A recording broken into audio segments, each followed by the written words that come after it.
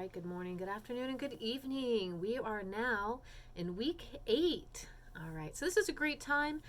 We're getting into the research part of the rest of the semester. So we had lots of fun with the narrative, everything's looking good. And now, as we move forward, we're going to start looking deeper into things. All right, so what we're going to start doing first is next week we have the midterm, and the midterm is a very long quiz. It is not timed, but we know the usual. Make sure you take it when you're available. That way it doesn't time out. But the whole point of this is I want you to be really well versed in understanding MLA. And the point of MLA, it's not purely just because it's not for shits and giggles. There's actually a reason behind it.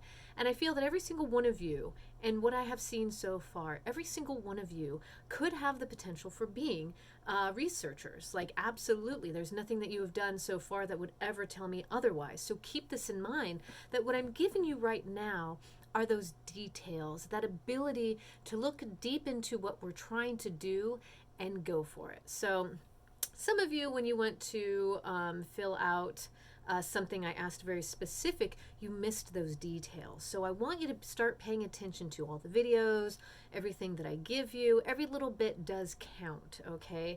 Especially with this quiz. So the reason why I do the quiz, unfortunately, I can't give you as much as I would like when it comes to teaching MLA, but I've found over time that when students do this, they have a different mindset on how to do it, and they start to see the importance behind it and all that good stuff. So because of that, this is why we have it as a test. So I call it the midterm. And if you know anything about midterms, they're the middle of the term, and they're usually kind of accumulation of either things we've talked about or things we're going to talk about. And that's exactly what this midterm is. It's to get your feet wet so that you can move forward, okay? And so that way when it comes to your final paper, you're like, done it, I know how to do it. And plus I have a ton of how-tos. I've got everything you can imagine you can look on Purdue OWL. But again, when we talk about citing sources, we do not cut and paste from sites because not always are they perfect. So anyway, go ahead and take a look at that. I'm gonna give you a little bit of heads up earlier too to start working on it. But the same, it kind of goes for this the decade we almost stopped climate change. So I'm giving you a little bit more time with some of these readings because they're longer, they are a little harder, and they require a little bit more work.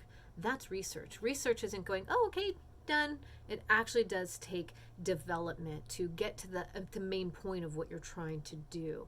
After we have the midterm, we're going to do what I call the Wall of Fame. And that Wall of Fame is going to help you decide, what do you want to research? And again, it's a moving, growing thing. You start with an idea and you're pretty sure you want to go this way, and then you might see it change, or you get it right on the nose right off the bat and you just keep charging forward. So again, I talk a little bit abstractly in class because if I give too much detail, I find that gives more confusion. I do not know why. It's what I've seen throughout the years. So we will talk a little bit more about that in the future. For now, we're going to get into Module 8. So in Module 8, again, we've got that really long reading, the decade we almost stopped climate change. I gave you the questions. As you're reading, you should be able to answer it through it that way. There's a little trick in the quiz. If you try and Google some of the answers, it won't be correct in the quiz. Oh, you gotta read it, okay? So just keep that in mind as we move forward. So along with the decade we almost stopped climate change, don't forget to read Losing Earth. It's a sublimation of the decade we almost lost. But the reason why I have you read the long one is the details, and it's written really well, and I just love it. And it's fascinating, heartbreaking, but absolutely fascinating, and I think it's worth the read. Plus, it's getting you into the habit of reading more, getting more. Just how much knowledge can I acquire? I don't know. You tell me. I'm giving you the opportunity here. With that, we also have, can we reverse global warming? There's a few more articles out there I really wanted to throw in. It always ends up being the New York Times. The New York Times you have to pay for if you do too many within the week or the month or whatever, and I don't want to put you through that. So I'm trying to find other ways to give you those kinds of readings. So that's close to it. Also, the Antarctica shelves, which has lost over 1 million metric tons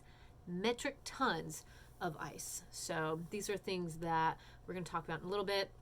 And then California's oldest state park, which was recently damaged, by the fires. Like, we're talking like million, not millions of years old trees. Yeah, millions of, these are old ass trees. I'm forgetting right now, like, time. My brain doesn't work right now, but we know where we're going with this. Really old ass trees, okay? And I'm very earthy, so for me to talk like that, you can tell my brain's like, bzz. So I feel you if you're on that level too. It is middle of the semester. We get there, so, and I get you. So I'm trying to give you what I can. Last week we watched a video, and I hope that was helped to kind of, shake you up a little and get you a little more relaxed, and maybe give you a little time to also read too. So, all right. That being said, I also have a video here. The beach from Hawaii was actually one of my very last trips out to Hawaii. I used to live there. I've been there for like 3 years, and every time I go back, it's a little worse for wear. Currently, they're fighting fires out there. Yeah, the island isn't what it used to be, and it's overpopulated, and unfortunately, the island is fighting back. So, just kind of a thing if you plan on visiting whenever the whenever the travel restrictions lift enough for us to go play, right? So, okay. I'm going to start with this class. I'm actually surprisingly not going to give you the answers to the quiz here. Because the quiz pretty much, if you do the reading and you're filling it out as you're reading, it handles itself. It gives you the story. I think it's absolutely worth watching. If we were in class, we'd have this really cool discussion. I can't have that, but I have the discussion up already that's going to relate to that. So make sure you do the reading so that way you can really feel like you're going to give an adequate response. And you'll know, and I'll know because you know me, I'll make a statement underneath. I'm like, oh, are you sure you did the reading? I'm a little confused by these statements. So don't try and pretend. I usually catch you. Or sometimes I let it slide like I did on discussion number 3. Okay. All right. So I'm going to go through the vocabulary as per usual. And a lot of this does have to do, again, we're talking about that American dream. It all coincides, guys. It really does. It's just, yeah. So it's kind of interesting as I do more research, and, every time I teach this class, it just gets bigger. So you're getting some of the best stuff that I've got for you. All right. So first and foremost is climate change. A lot of people don't believe in it, or they argue it, or however it is. But the reason why I have the definition here is to understand what is climate change. It's not an idea, and it's not a theory. It is a thing. And climate change is the rising temperature of Earth's climate system. It is rising. This is proven through not just science satellites. We see it consistently when we talk about the Arctic and all the ice melting. It's there. We're seeing it. It was 101 degrees this summer there. 101 degrees in the Arctic. Doesn't sound like something that is normal. Okay. So anyway, a climate change, when the Earth's climate starts to get warmer, it is called global warming. It's driving the changes in the rainfall pattern. I'm older. I'm a lot older than all of you guys. So you might not have known that a long time ago, it used to rain a lot in California. A lot, actually. We would have a couple rain showers during the summer. By now, August, we would have been flooded. I remember living up in Paradise. It rained literally for 40 days and 40 nights, and my mother thought that it was the end of the world. I still remember that because, we would go down the hill and, it was just so flooded. Even Paradise flooded. It was pretty wild. And we were used to that. When I first moved here, I've been gone a very long time and other places. When I came back in 2010, wildly enough, every night it would rain, and it was kind of sunny during the day, and I was like, oh, this is beautiful. I was so used to the desert that I was like stoked for the rain.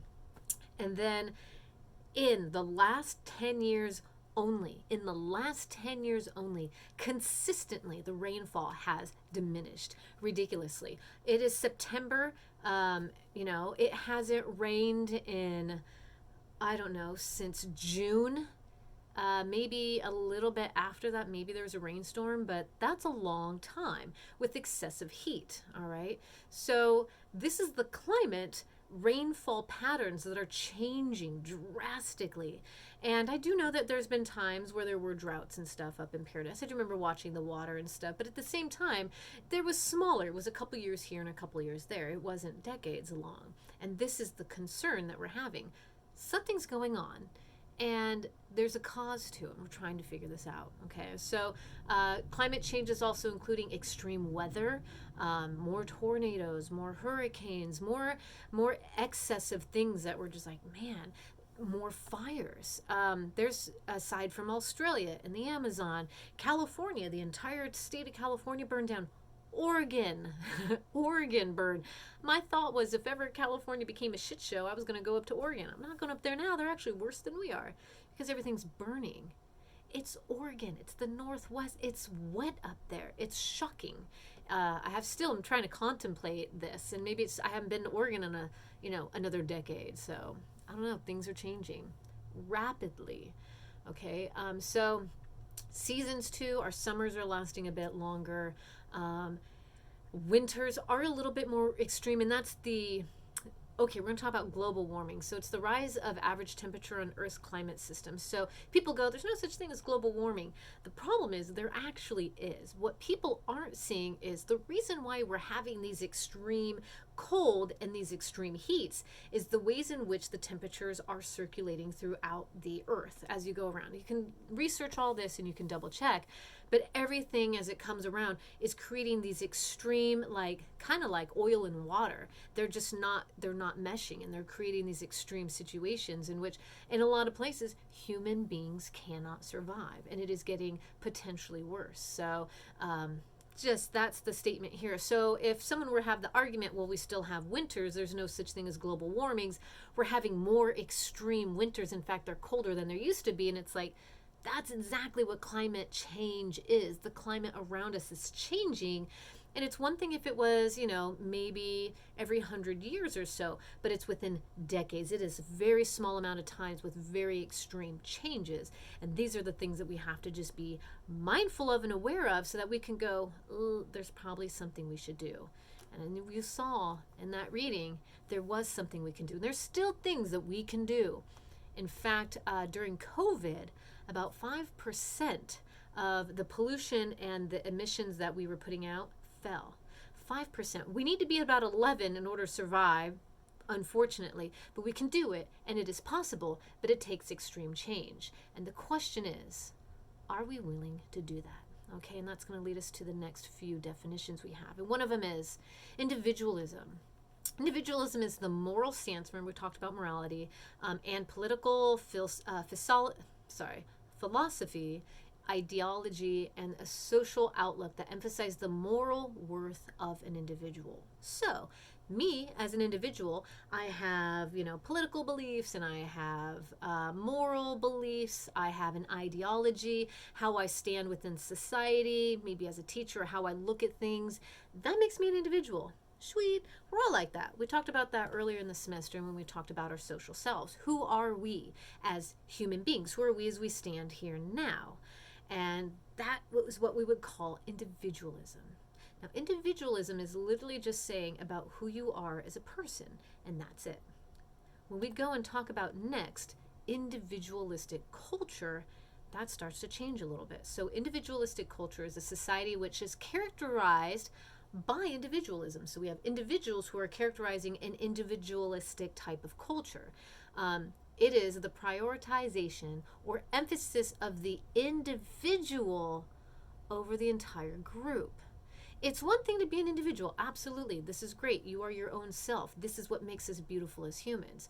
But then when we start making an emphasis of me over the betterment of all of us, that's when we start to have an issue. Individualistic cultures are oriented around the self, being independent instead of identifying with a group or a mentality.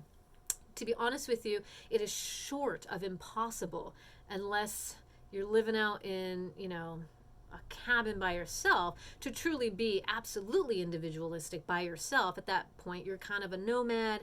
And Thoreau tried to do it, and he couldn't even handle it. And it was even something he strived for when he wrote his book. I forget. I'm blanking right now. You guys are going to tell me. So the idea was, can man live in nature alone without society? And the answer is no. We do actually need society. So not only can human beings live outside of nature, they also need society. All right. And so these are beautiful things. You put them together and like, ooh, we're cultivating, we're being a thing. The only problem is what's happening currently is we are living in a society as individuals. And in doing that, we are creating such an environment that doesn't see other people. And this is creating chaos. Okay. So, what we're trying to understand is appreciating ourselves and others as individuals. But when we start making it to the point where we're emphasizing ourselves and not considering others, this is when things start to fall apart. Okay, we talked about last week, me, I'm afraid I'm not going to get the thing that I want. That's an issue because other people's, might not be getting something either. So at what point do we consider another human? So, an individualistic culture is hugely American, hugely American. If you actually, in fact, if you look at Times Magazine covers for, in America versus if you go to Europe, two totally different things. And I don't know if it's the Reagan era of me. A lot of people will equate it to that, the 80s, where it was like very individualistic, type of culture where it's all about me. I don't care about you. So, anyway, if you look at these, the covers of these in Europe, what they do is they talk about the culture. They say, hey, here's all the things going on around you, things you should be concerned about, things to pay attention to. But if you look at a Times magazine or pretty much almost any magazine in America, they all say, how can you be a better you? How can you do something for you? What about you? What about you? And the problem with that is all it becomes is me, and it becomes, again, individualistic. And a part of that is capitalism. And the idea behind it is I'm buying for me, I'm doing for me, I'm working hard for me. Not all people are this way, but it is a part of society, and it is something that a lot of us either fight against or strive for. I'm not saying good or bad, but it is something to consider as we move forward. What is something we can do that can be better? Whether we can become better individuals for the betterment of all. So this is tough, right? Because human nature's instinct is survival. And survival is, I got to do what I got to do for me to survive. Well, we're not living in the jungle right now. We're not living in the forest. We're actually living within communities. And in fact, that's how humans have survived, is by living within communities. So you can see how this is very almost unnatural in a sense to be so individualistic, right? We're seeing with the COVID that's been really hard on the morale of people because many of us cannot reach to and go hang out with friends or family or create that social bond that is what keeps us sane. It actually does keep us sane. And sometimes it's hard. I feel like, I'll be honest with you, I'm like, I don't like people. I just want to stay at home. I don't want to do this. And then later I realize, I actually do kind of need that. I don't realize I need it because I get overwhelmed and I'm like, enough people already. There's, and not like I have people coming over to my house because that ain't happening. But, going to the store and there's too many people, it's just, I don't know. It could be an antisocial, I don't know, thing. Anyway, so that is a part of our individualistic culture. Now we have this word to be defined, selfish. So selfish is lacking consideration for others and concerned chiefly with one's own personal profit or pleasure. It sounds very, very similar to individualistic culture. All right, so consider that. And it's not to say it's necessarily bad. That's just a lacking consideration for others when it comes to the ways in which we are living our lives. And this could pertain to like politics. We make these decisions on politics, not for the betterment of the whole, but for the betterment of me, right? So these are just things to consider. So patriotism, all right, we're already talking about who we are as people. We're talking about whether or not, we have selfish behaviors. And now we're talking about patriotism, which is a part, again, of American culture. So it's a devotion to and a vigorous support for one's country. A lot of us have, true patriotism after 9/11. Absolutely. I was a military wife at the time during 9/11, and I tell you, I was there. I was there as a patriotic wife supporting my husband who was literally getting shipped off to war. So that was some really crazy times. So patriotism or national pride is the feeling of love, devotion, and a sense of attachment to a homeland, America, an alliance with other citizens who share the same sentiments. So during the time, why was 9/11 a fantastic thing for America? That's a terrible thing to say, but it brought nationalism. It brought patriotism. All of a sudden, we cared and we stood together, linked arm in arm to, stand up against the, quote unquote terrorists or, all the other things that we were told the issue was. Okay. So, that when I say quote unquote, that's not to say that wasn't a thing. It did all happen. So, sometimes I find you can turn a conspiracy theory in the simplest of things. So I'm just trying to keep this on a mellow level here. So the idea here is, 9/11 did create this patriotism, and we all linked together, and we all had this beautiful pride. People were joining the military. My husband at the time didn't even realize what he was about to get into. He didn't join the army to go to war. He joined it for the benefits that it gave him, and he was very excited about that. Now there's war, kind of changed our life plans. Right? Okay, so this attachment can be a combination of many different feelings relating to one's own homeland, including whether it's something ethnic, something cultural, something political, or historical. We have a lot of people right now, make America great again, and, trying to go back to historical things. I'm still currently trying to understand what that means to go back and say, make it great again, because I feel like we've been leaning towards consistently trying to make it better. So, I guess to some people, maybe there was a historical aspect that they were trying to go back to that they felt was necessary for the current state of the United States. I don't know what that is. Or maybe there's a cultural aspect to America that you absolutely love. Hot dogs and baseball, man. Summertime and watermelon. Or, there's a lot of things that we just go, man, that's so American. I love that. Cultural in America is capitalism. That's really what the American culture is. If you're born and raised here, that's kind of part of your culture.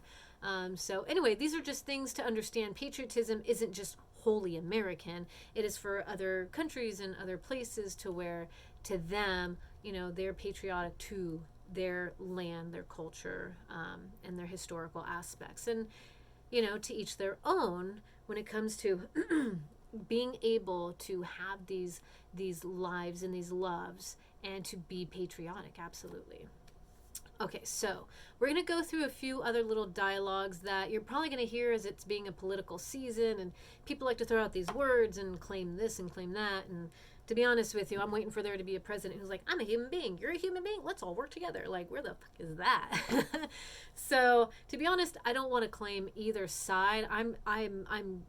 It's too much for me, so I'm trying to be down the middle. Forgive me, guys, if I lean one way or the other. It's just part of being a human.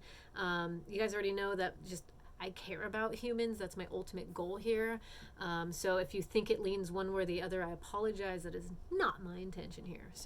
Okay, so nationalism is the identification of one's own nation and support for its interest, especially to the exclusion or detriment of the interest of other nations. So nationalism actually isn't that great, because what happens sometimes is you exclude other countries or other nations, and it creates not good things.